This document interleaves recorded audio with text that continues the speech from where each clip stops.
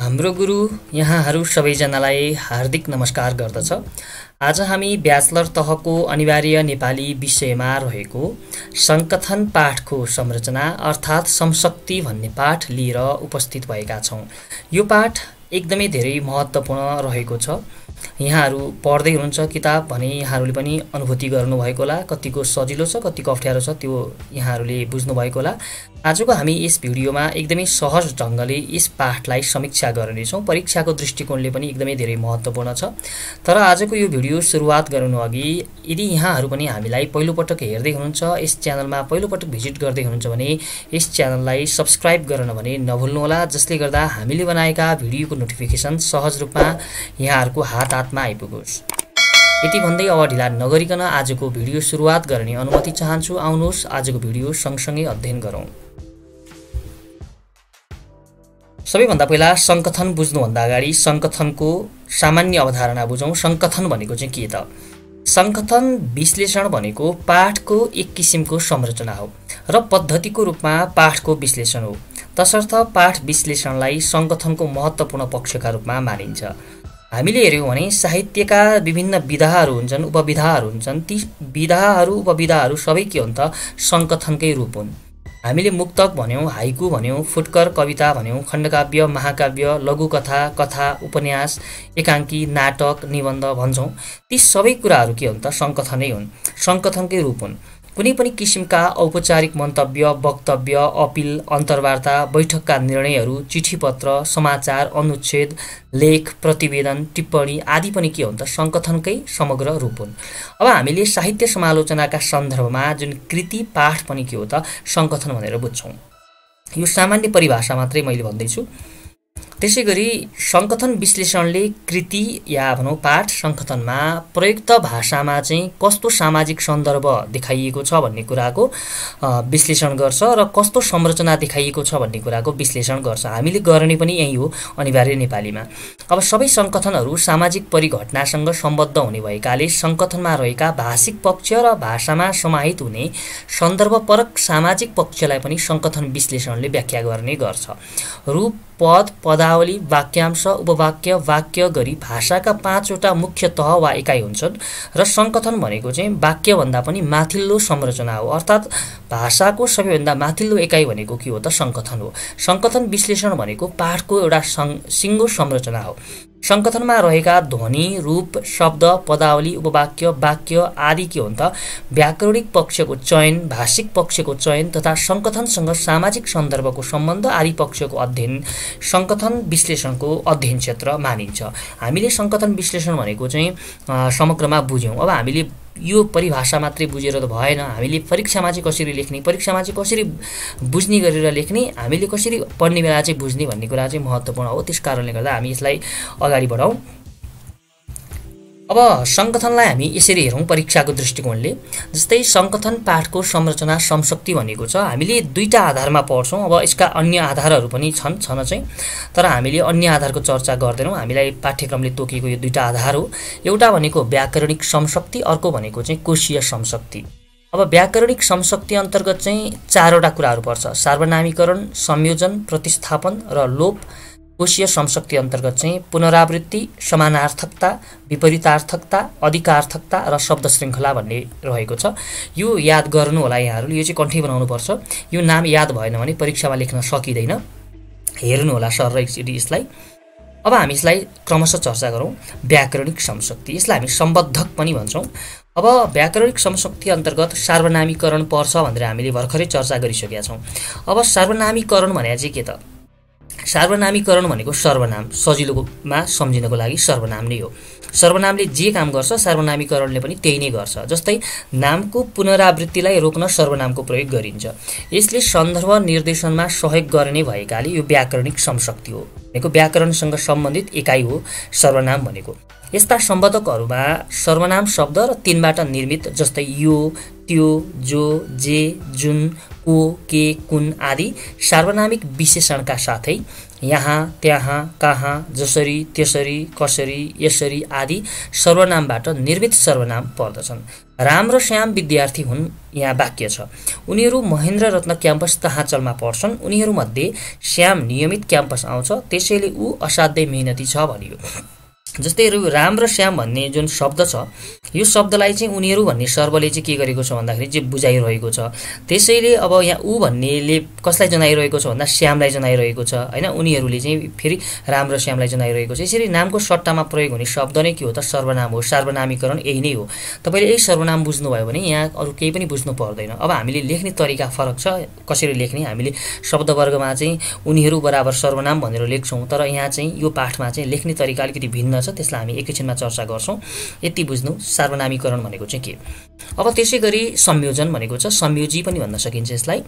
वाक्य र अनुच्छेदहरूका बीच आपसमा सम्बन्ध कायम गर्ने काम संयोजनले गर्छ। जुन हामीले शब्दवर्गमा चाहिँ संयोजक भनेर पढ्यौं, त्यही संयोजक के हो त? यहाँ संयोजन हो। संयोजनको भूमिका संयोजकले गर्छ। जस्तै मानिस विवेकशील प्राणी हो, तापनि उसले सधैँ विवेकको सही प्रयोग गर्दैन। उसले मेहनत गर्यो, त्यसैले ऊ सबैको प्रिय छ भनेर भनियो। जस्तै यहाँ अन्डरलाइन गरेको जुन तापनि अनि त्यसैले भन्ने दुईटा जुन शब्द छ, यो शब्दहरूले चाहिँ अगाडिका र पछाडिका जुन वाक्यहरू छ त्यो वाक्यहरूलाई जोड्ने काम गरेको छ। त्यसकारणले गर्दा संयोजक अथवा संयोजन अथवा संयोजी के हो त? व्याकरणिक समशक्तिसँग सम्बन्धित एकाइ हो। अब व्याकरणिक समशक्तिमा के पर्दो रहेछ त भन्दा सार्वनामीकरण, संयोजन, संयोजी। अब अर्को दुईटा कुराहरू पनि यसमा पर्छ, हामी त्यसको चर्चा गर्छौं। सुरुमा प्रतिस्थापन। अब प्रतिस्थापन भनेको चाहिँ के? प्रतिस्थापन भनेको चाहिँ पद, पदावली, वाक्य र अनुच्छेद कुनैको सट्टामा प्रयोग गर्न सकिन्छ। अब जस्तै साँझमा जब आकाश धमिलो हुन्छ र पृथ्वीको चारैतिर अँध्यारो फैलिँदै जान्छ, त्यति बेला त झन् आफ्नो एक्लोपनले आफैलाई निल्न लागे झैं लाग्दछ। अब हेर्नुस् है, यहाँ चाहिँ साँझमा जब आकाश धमिलो हुन्छ र पृथ्वीको चारैतिर अँध्यारो फैलिँदै जान्छ भन्ने सिंगो वाक्यलाई कसले प्रतिस्थापन गर्यो भन्दा त्यति बेला भनेको कति बेला? जति बेला साँझमा आकाश धमिलो हुन्छ, पृथ्वीको चारैतिर अँध्यारो फैलिँदै जान्छ। यो जुन समय छ नि, यो समयलाई चाहिँ त्यति बेला भन्ने एउटा छोटो शब्दले चाहिँ के गर्यो भन्दा प्रतिस्थापन गर्यो। त्यसलाई हटाएर आफू बलियो भएर चाहिँ त्यहाँ आयो। त्यसलाई हामी के भन्छौं? प्रतिस्थापन भन्छौं है। अब माथि त्यति बेलाले साँझमा जब आकाश धमिलो हुन्छ र पृथ्वीको चारैतिर आकाश अँध्यारो फैलिँदै जान्छ को पुनरावृत्ति रोकेको छ र त्यो पुनरावृत्तिलाई रोकेर आफू त्यहाँ आएर प्रतिस्थापन गरेको छ। त्यसलाई हटाएर आफू त्यहाँ चाहिँ प्रयोग हुने भन्ने अर्थ हो कि यसको। यस्तो प्रतिस्थापन कालिक, स्थानिक र रीतिवाचक प्रकृतिका हुन्छन्। जस्तै त्यतिखेर, अहिले, जतिन्जेल भनेको कालिक भनेको चाहिँ काललाई जनाउने भनेको। काल भनेको के? समयलाई जनाइरहेको छ। यहाँ र त्यहाँले केलाई जनाइरहेको छ? स्थानलाई जनाइरहेको छ। र यसरी उसरीले चाहिँ तरिकालाई जनाइरहेको छ, रीतिलाई जनाइरहेको छ। यसरी हाम्रो प्रतिस्थापन हुन्छ। यो तपाईले सरल बुझ्नुभयो भने लेख्ने तरिका एकदमै सजिलो छ। पहिला यो सामान्य कुराहरू बुझ्नुस् है। ल अब लोप भनेको के? लोप भनेको चाहिँ पुनरुक्त हुने पद, पदावली र वाक्य आदिलाई हटाउने प्रक्रिया लोप हो। अध्याहार कुनै भनाइलाई पुष्टि गराउनु पर्दा मूल भनाइलाई पुष्टि गर्ने खालका अन्य उक्ति ल्याएर आवश्यक ठाउँमा जोड्ने कामलाई हामी के भन्छौं? अध्याहार भन्छौं। जस्तै पाठमा केही भाषिक एकाइको लोप गरेर यो सम्बद्धता उत्पन्न गरिन्छ। वाक्यमा पदलोप गरी अध्याहारित सम्बद्धता उत्पन्न गरिने हुँदा अध्याहार गरिएका भाषिक अंशको सम्बन्ध अध्याहार गरिएका भाषिक अंशसँग हुन्छ। अब तपाईले बुझ्नु भयो होला के भन्नु खोजेको। जस्तै लोप भनेको के हो त भन्दाखेरि लोप भनेको हराउने काम हो। जस्तै हामीले चाहिँ कुनै कथाहरू पढ्दैछौँ भने त्यहाँ लेखकले चाहिँ के गरेका हुन्छन् भन्दाखेरि चाहिँ कुनै एउटा वाक्य भनेका हुन्छन्, अनि त्यो वाक्यको जुन विश्राम, जुन अन्त्य हुन्छ, अन्त्य नगरिकन त्यसलाई डट डट डट गरेर चाहिँ त्यहाँ विश्राम गरेका हुन्छन्। त्यो कुरा नै के हो त? लोप हो। अब लोपलाई हामी यसरी हेर्न सक्छौं। जस्तै यसलाई न्यून पदीकरण पनि भनिन्छ। यसलाई पाठको सतहमा खाली ठाउँ छाड्ने पनि भनिन्छ। जस्तै प्राय गरेर यस्तो उपकरणमा क्रियापदहरूलाई हटाइएको हुन्छ। लेखकले वक्तालाई आफ्नै स्तरका ठानेर कुनै कुरा छाड्छ। यसले पनि सम्बद्धको उपकरणका रूपमा काम गर्छ भनेर चाहिँ यसको उदाहरण हेरौँ। जस्तै यहाँ हेर्नुहोस् त, डट डट डट तीनटा डट छ त्यहाँ। मेरो जीवनमा कतै कुनै कुरामा केही पनि परिवर्तन छैन। अब यो जुन खाली ठाउँ छ, यो डट छ, यो डट चाहिँ कस्तो हो त भन्दाखेरि चाहिँ पाठकले आफ्नो अवस्था अनुसार, आफ्नो बौद्धिक स्तर अनुसार, आफ्नो लेभल अनुसार चाहिँ के गर्छ त त्यहाँ बुझ्छ। उसले कुन लेभलमा चाहिँ आफूलाई पढिरहेछ हैन, अथवा कुन लेभलमा ऊ कथाहरू चाहिँ पढ्दैछ, कथावस्तुहरू पढ्दैछ, उसले त्यो अनुसार चाहिँ आफूलाई बुझिरहेको हुन्छ। मेरो जीवनमा सधैँ एकनासको हतार छ। अब त्यो पाठकलाई नै त्यहाँ चाहिँ उसको भाव अनुसार चाहिँ बुझ्नको लागि चाहिँ यसरी लेखकहरूले चाहिँ त्यहाँ खाली ठाउँ छोडेका हुन्छन्। त्यसलाई नै हामी के भन्छौँ? लोप भन्छौँ। यो पनि व्याकरणिक एकाइ हो। जस्तै छातीभरि अनन्त पीडा र अनन्त सुस्केराहरू लुकाएर पनि बाँच्नुपर्ने बाध्यता छ। अब कस्तो बाध्यता छ हैन, अब तपाईको बाध्यता फरक होला, मेरो बाध्यता फरक होला, अर्कोको बाध्यता फरक होला हो। त्यस कारणले गर्दा हामी हाम्रो सापेक्ष के गर्छौं त यसलाई बुझ्छौं। त्यस कारणले गर्दा यसलाई हामी के भन्छौं, लोप भन्छौं। जस्तै मेरा दिनहरू उस्तै पट्याएर लाग्दा छन्, कस्तो पट्याएर लाग्दा हुन् हैन। मेरा जीवनका पल पल छिनछिन बिताउन पनि त्यत्तिकै कठिन पर्ने खालका छन् हैन। त्यसैगरी माथिका उदाहरणमा अध्याहार जनाउन को प्रयोग र त्यस ठाउँमा प्रतिस्थापित गर्नुपर्ने भाषिक एकाइलाई चाहिँ ड्याशको प्रयोग गरेर स्पष्ट पारिएको छ। यसरी हामीले लोप भनेको पनि बुझ्यौं। अब हामी यसको अभ्यास एकैछिनमा गर्छौं। सबैभन्दा पहिला हामी कोशीय समशक्ति भनेको चाहिँ के त्यसको बुझौं हैन, त्यसको परिभाषा पनि हेरौं, अनि मात्रै हामी परीक्षामा कसरी आउँछ र कसरी लेख्ने भन्ने कुराको चर्चा गर्छौं। कोशीय समशक्ति, यसलाई हामी सम्बद्धन भन्छौं। अब सम्बद्धनभित्र चाहिँ पुनरावृत्ति पर्छ। पुनरावृत्ति भनेको के, कुनै पनि खास कुरामा जोड दिन शाब्दिक पुनरावृत्ति आवश्यक हुन्छ। पुनरावृत्तिले पदहरू वा ढाँचाहरूको दोहोर्याई, तेहर्याई वा पटक पटक हुने एकै किसिमको प्रयोगलाई जनाउँछ भने पुनरावृत्ति भनेको दोहोरिने काम हो। जस्तो यस्तो उपकरण कुनै पनि कुरा स्वीकार गर्न, कितानसाथ भन्न र सहमति जनाउन वा अस्वीकार गर्न अथवा अनावश्यक अवरोधहरूलाई हटाउनको लागि प्रयोग गरिन्छ। जस्तै उदाहरणमा हेरौँ, म झुटको खेती गर्दै गर्दिन भनेको छ। म झुटको खेती गर्दै गर्दिन। हेर्नुस् त यहाँ पुनरावृत्ति भएको छ कि छैन हैन। एउटै अंशमा चाहिँ यसरी चाहिँ पुनरावृत्ति भइरहेको छ। एउटै शब्द दोहोरिन सक्छ, वाक्य दोहोरिन सक्छ, उपवाक्य दोहोरिन सक्छ भने त्यसलाई हामी पुनरावृत्ति भन्छौँ। पुनः आवृत्ति, पुनरावृत्ति है। म खरानी भए पनि देशलाई डढ्न दिन्न, म खरानी भए पनि देशलाई डढ्न दिन्न। जस्तै यो खालका जुन वाक्यहरू हामीले कथामा अनि कविताहरूमा चाहिँ प्रयोग भएको देख्न सक्छौं। यसलाई हामी के भन्छौं त, पुनरावृत्ति भन्छौं। आवृत्ति हुने काम त्यो शब्दको तहमा पनि हुन्छ र सिंगो वाक्यको तहमा पनि हुन सक्छ। त्यसैगरी अब विपरीतार्थकता। विपरीतार्थकता भनेको चाहिँ के त भन्दा कतिपय अवस्थामा यस्तो प्रयोग उपयुक्त हुन्छ। साहित्यिक अभिव्यक्तिमा यसले प्रभावकारी भूमिका खेल्दछ। जस्तै सम्झौता पराजय पनि हो, सम्झौता जित पनि हो। त्यसैले अब म जीवनलाई एउटा नयाँ मोड दिन थालेको छु। कुनै बेला प्रभात मलाई एउटा पीडा चाहिँ लाग्दथ्यो, तर अब त्यो नै मेरा लागि जिन्दगीको प्रेरणा र आनन्दको स्रोत बन्न लागे चाहिँ लाग्दछ। अब विपरीतार्थकता भनेको के हो भन्दा उल्टो अर्थ दिने शब्दहरू हामीले सानोमा पढेका छौं नि हैन। उल्टो अर्थ दिने शब्द, जस्तै यहाँ हेर्न सक्नुहुन्छ तपाईले, पराजयको के हो त उल्टो अर्थ दिने शब्द जित हो हैन। त्यसैगरी पीडाको विपरीतार्थक शब्द के हो, आनन्द हो। यसरी एउटै अनुच्छेदभित्र चाहिँ यसरी विपरीतार्थक शब्दहरूको प्रयोग हुन्छ भने त्यसैको पहिचान गराउनु चाहिँ विपरीतार्थकता हो कि। अब हामीले लेख्नु पर्यो, कसरी लेख्ने त्यो एकछिन हेर्छौं हामी। अनि समानार्थकता, पर्यायवाची। समानार्थकता भनेको पर्यायवाची शब्द, हामीलाई थाहा छ पर्यायवाची शब्द भनेको उही अर्थ दिने पर्यायवाची शब्दको प्रयोग गरिनु समानार्थकता हो। यसले सान्दर्भिक अर्थलाई प्रभावकारी बनाउँछ। जस्तै दिनहरू उस्तै पट्याएर लाग्दा छन्, पल पल छिनछिन बिताउन पनि त्यत्तिकै कठिन पर्ने। हेर्नुस् त, जस्तै यो पल पल भन्नु र छिनछिन भन्नुको अर्थ लगभग एउटै हो, पर्यायवाची शब्द नै हो। अनि पट्याएर लाग्दा भन्नु र कठिन भन्नु चाहिँ लगभग एउटै हो, अल्छी लाग्दो, दिक्क लाग्दो, कठिन लाग्दो भन्ने हो हैन। हो यो खालका जुन समान अर्थ बुझाउने शब्दहरू पनि अनुच्छेदभित्र प्रयोग भएको छ भने त्यसलाई नै हामीले चाहिँ खोजी गर्ने हो। समानार्थकता पनि सम्भवतः यहाँहरूले बुझ्नुभयो। त्यसैगरी अब हामी अधिकार्थकतामा जाउँ। अधिकार्थकता भनेको चाहिँ अनिकार्थी। अब पारिभाषिक शब्दको प्रयोगमा अधिकार्थक शब्दमध्ये आवश्यक अर्थ दिने शब्दको भूमिका महत्त्वपूर्ण र अन्य शब्दको भूमिका गौण हुने गर्छ। जस्तै तर जीवन एउटा पाङ्ग्रो नै त हो, यो निरन्तर गुड्नुपर्छ, खिया लागेर पनि, धुर फुक्लेर पनि केवल विशाल एकान्तलाई म किन पछ्याउँछु। अब अनिकार्थी भनेको चाहिँ तपाईलाई एउटै शब्दले धेरै अर्थ बोक्छ भने त्यसलाई हामी अनिकार्थी शब्द भन्छौँ। जस्तै तर भनेको अब एउटा दुधको तर हुन्छ, एउटा संयोजक हुन्छ, एउटा खोला तर भन्ने अर्थ हो। अब हामीले यहाँ चाहिँ यो सन्दर्भ अनुसार बुझ्नुपर्ने हुन्छ। अब हामीले यो सन्दर्भमा चाहिँ दुधको तर भनेर बुझ्यौँ भने त्यहाँ बर्बाद हुन्छ। हामीले तर यहाँ चाहिँ अब के हो त भन्दाखेरि संयोजकको रूपमा काम गरेको छ। तर भन्दा अगाडिको यहाँ वाक्य यहाँ राखिएको छैन, यो संयोजक हो। त्यसकारणले गर्दा यो तरले कस्तो अर्थ जनाउँछ अथवा अधिकार्थक शब्दहरू जुन छन् त्यो शब्दहरू चाहिँ कस्तो अवस्थामा चाहिँ कसरी प्रयोग गरिएका छन् त्यो कुरालाई हामीले ठम्ब्याउने काम यसमा गर्नुपर्छ है। त्यो चाहिँ के हो त, अधिकार्थकता हो। अब लेख्ने तरिका म एकछिनमा चर्चा गरिहाल्छु। प्रभातको सूर्यको किरण म सँगसँगै अनन्त ऐश्वर्यशाली जीवनको आकांक्षा राख्दछु।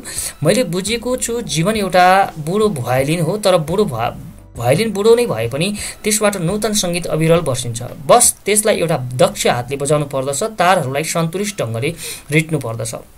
यो जुन वाक्य अनुच्छेदहरू छ यो अनुच्छेदमा चाहिँ के भएको छ भन्दा तर भन्ने प्रयोग भएको छ। अब यो तर कुन अर्थमा प्रयोग भएको छ भन्दा संयोजकको अर्थमा प्रयोग भएको छ। यहाँ त दुधको तर खोला तर भन्ने अर्थ त छैन, त्यसकारणले गर्दा हामीले त्यसलाई त्यसरी बुझौँ।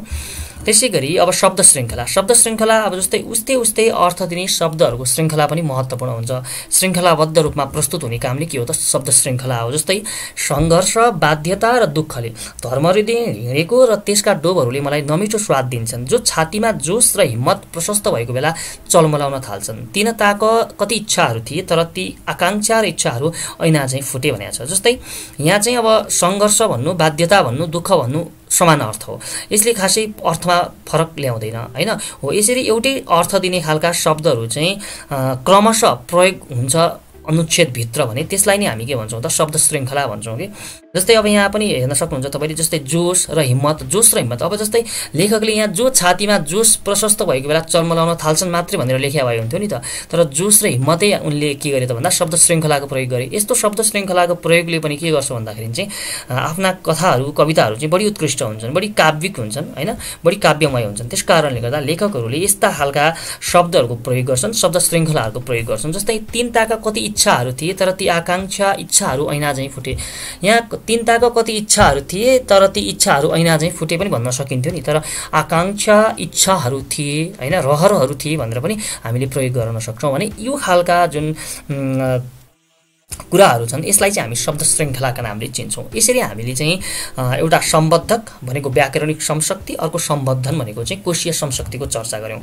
अब हामीले यसलाई परीक्षामा लेख्ने तरिका चाहिँ के हो, परीक्षामा चाहिँ कसरी आउँछ, हामी त्यो कुराको चर्चा गर्छौँ। पाठ यति नै हो तपाईँको जुन ब्याचलर फर्स्ट इयरमा दिएको छ। अब योभन्दा अरू पनि छ सम्बद्धक र सम्बद्धनका कुराहरू, मैले तर त्यो सबै कुराहरूको चर्चा यसमा गर्दैन। हामीले जुन जुन पढ्नुपर्ने कुराहरू त्यसको मात्रै चर्चा गरेको छु। अब नमुना अभ्यास हेरौँ। जस्तै तपाईँलाई परीक्षामा आउँदाखेरि चाहिँ तल दिएको अनुच्छेदका रेखाङ्कित शब्दहरूले अनुच्छेदभित्रको संरचनामा के कस्तो व्याकरणिक समशक्ति सम्बन्ध निर्देश गरेका छन् भनेर 5 नम्बरमा सोधिन्छ। यो बिएमा चाहिँ ब्याचलरको बिएसडब्ल्यू र बिएमा सेकेन्ड इयरमा चाहिँ यो 4 नम्बरमा आउँछ, बिएडमा चाहिँ 5 नम्बरमा सोधिन्छ।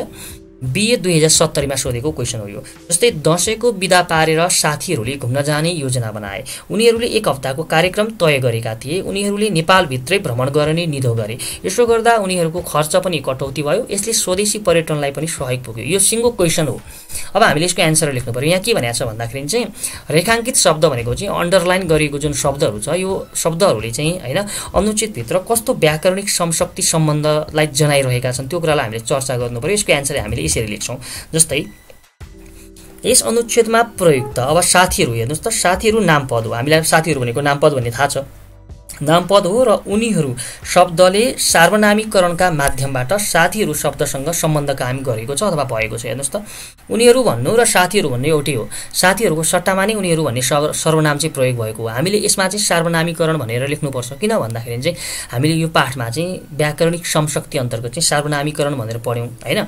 त्यसैगरी त्यसैले संयोजी हो र यसले दोस्रो र तेस्रो वाक्यका विचारलाई जोडेको छ। हेर्नुस् त, अब यहाँ हैन त्यसैले भन्ने कहाँ छ, दशैंको बिदा पारेर साथीहरूले घुम्न जाने योजना बनाए हैन।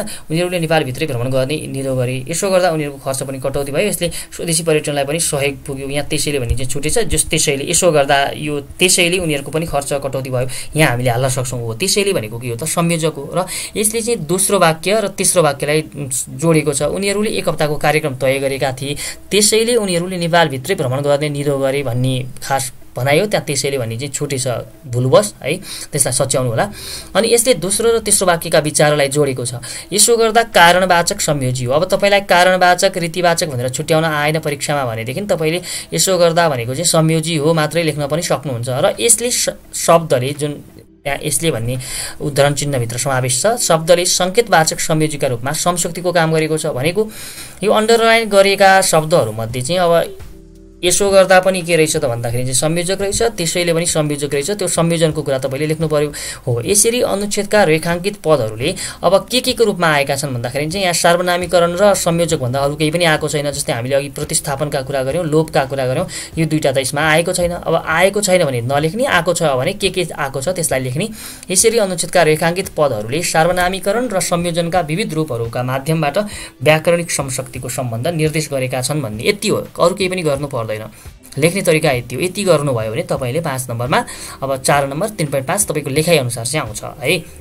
त्यसैगरी अब हामी अर्को पनि छलफल गरौँ। जस्तै तलको अनुच्छेदका इच्छा र अनौपचारिक शब्दसँग आएका समानार्थक र विपरीतार्थक एक एक शब्द दिई तिनले अनुच्छेदमा कसरी कोशीय समशक्ति सृजना गरेका छन् स्पष्ट पार्नुहोस् भनेको छ BA 2070 को अप्सन क्वेसन हो यो। विद्यार्थीमा रहेको प्रतिभाको कदर गरी उनीहरूको इच्छा र आवश्यकता अनुसार सिक्ने र सिकाउने प्रक्रिया अनौपचारिक शिक्षा हो। यस्तो शिक्षा विद्यालय वा क्याम्पसको औपचारिक संरचनाभन्दा बाहिर सञ्चालन हुन्छ। यस किसिमको शिक्षा सञ्चालन हुने स्थान, समय र अवधि लचिलो र समयानुकूल हुन्छ। यसमा सहभागीहरूको रुचिलाई पनि ख्याल गरिन्छ। यो प्रश्न भयो। अब यो प्रश्नमा हामीले कोशीय समशक्ति चाहिँ छुट्याउनु पर्ने छ। अघि हामीले व्याकरणिक समशक्ति छुट्यायौँ, अब हामीले यसमा चाहिँ कोशीय समशक्ति छुट्याउनु पर्यो। यसको एन्सर यो छ, हेर्नुहोस् त एकचोटि। जस्तै यस अनुच्छेदमा इच्छा शब्दको समानार्थी शब्दका रूपमा के आएको छ भन्दा रुचि भन्ने शब्द आएको छ। अब कुनै त्यही अनुच्छेदभित्र आउन सक्छ अथवा त्यही अनुच्छेदभित्र आएन भने हामीले इच्छा अथवा कुनै पनि शब्दको पर्यायवाची हामीलाई थाहा हुनुपर्छ। पर्यायवाची हामीले लेख्न सक्छौँ। इच्छा शब्दको समानार्थी शब्दका रूपमा रुचि शब्द र अनौपचारिक शब्दको समानार्थी रूपमा विद्यालय, क्याम्पस जस्ता औपचारिक संरचनाभन्दा बाहिर सञ्चालन हुने शिक्षा र स्थान, समय र अवधि लचिलो हुने शिक्षालाई हामी अनौपचारिक शिक्षा भन्छौँ, हैन, आएको छ। अब रुचि शब्दको विपरीतार्थक शब्द के हुन सक्छ? अब हामीले ख्याल गर्नु पर्यो। अनुच्छेदभित्रै नहुन सक्छ, अरुचि हुन सक्छ, हैन। अरुचि हो भने अनौपचारिक शब्दको विपरीतार्थक शब्द चाहिँ औपचारिक हो। त्यो चाहिँ यहाँ पाठमा यही अनुच्छेदभित्र पनि होला।